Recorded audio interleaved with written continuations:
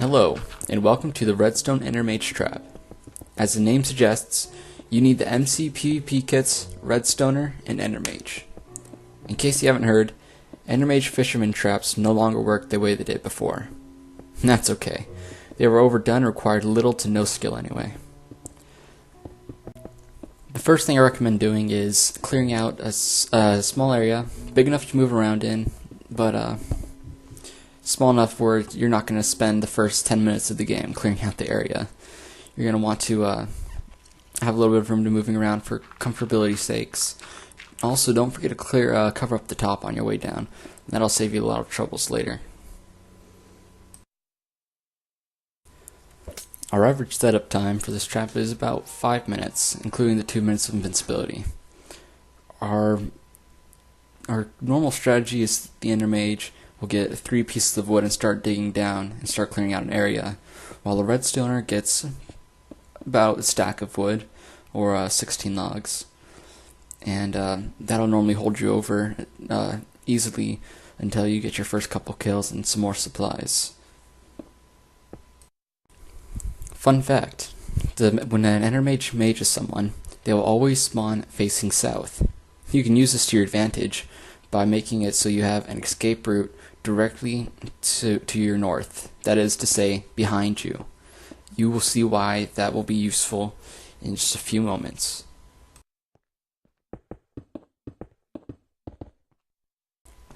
For those of you who aren't redstone experts, these next few parts are going to be rather important. You place your repeaters like so. You can give them a 1-tick delay if you'd like, but it's not necessary. And you just hit the lever as fast as you can, just on then off. And then there you go, you have a clock and it'll just be flashing back and forth. And you can trigger the trap by adding another piece of redstone. And you'll see how that works here in this moment. It's also recommended to put up slabs because, as you'll see here in a minute, the piston will move back and forth when you hook it up to the redstone, and that will give them just split seconds of time to reach out and hit you. So if you put the slabs there, it makes it a lot harder and you're a lot more protected, and I recommend it a lot. Now this is the Endermage job. They've got to mage the person, but chances are they won't mage the person on the first try, and so you got to mage until you get them.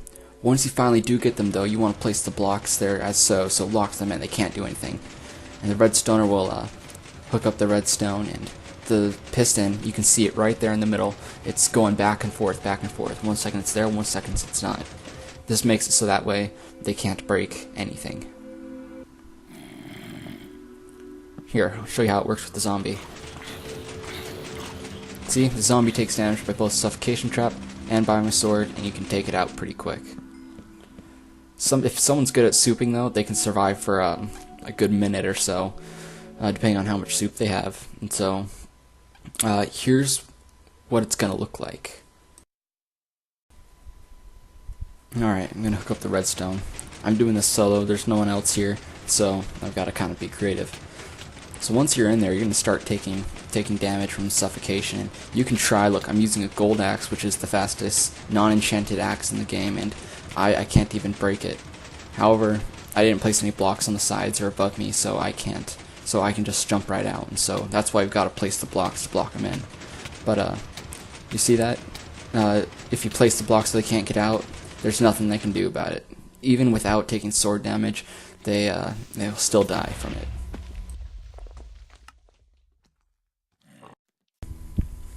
Alright, now every trap has its weakness. However, weaknesses can be resolved.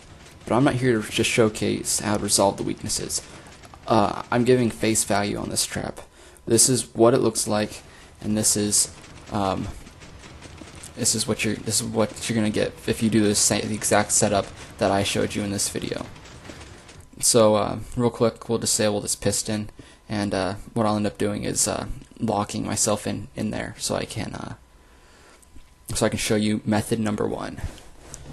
The number 1 counter to this trap is ender pearls. Alright, so now let's set up some targets to destroy once we break out of this trap. Pigs will do just fine. So I'm going to hook up the redstone after I clear out this area, and you'll see how effective ender pearls can be. So locking myself in, switching myself to game mode O, and watch, it's really easy. You just realize you're in one of these traps, and you turn and you look for an opening, and you just get yourself out. You just throw it and you're out. The opening doesn't even have to be very wide. Even just like a half block or something. You can throw an ender pearl through that, and so you can just run around and kill all your enemies if you're a lot stronger than them. And it works very well. Method number 2. If you haven't guessed by the water bucket in my inventory, the method is to destroy the redstone. Most people will not protect their redstone, and so as a result, if you just place a water bucket, it'll just flood the room and there's nothing they can do about it, and then you just break yourself out. You'll have soup, so you'll have way more hearts than I happen to have after breaking out of the suffocation trap, so that'll work well for you. And it's just really easy. You just gotta wait a couple seconds for the redstone to disappear, and you're golden. The final and best method for avoiding dying by this trap is to not get stuck in it at all. An Endermage's mage range is only about a 5 block area, and so if you can just follow your compass to not be directly over them, then you'll avoid it just fine. You just dig down from a distance and then follow your compass the rest of the way towards them. And that's exactly what I'm doing here. Alright, we've just got a few more blocks to go. And looks like we're about at the level. So you just mine on over, so your compass will point to them if you didn't update it. And then see they're still scrambling and you're like, oh my gosh, she's here, there's nothing we can do about it. The mage trap is useless. Can't do anything with the redstone. Oh no.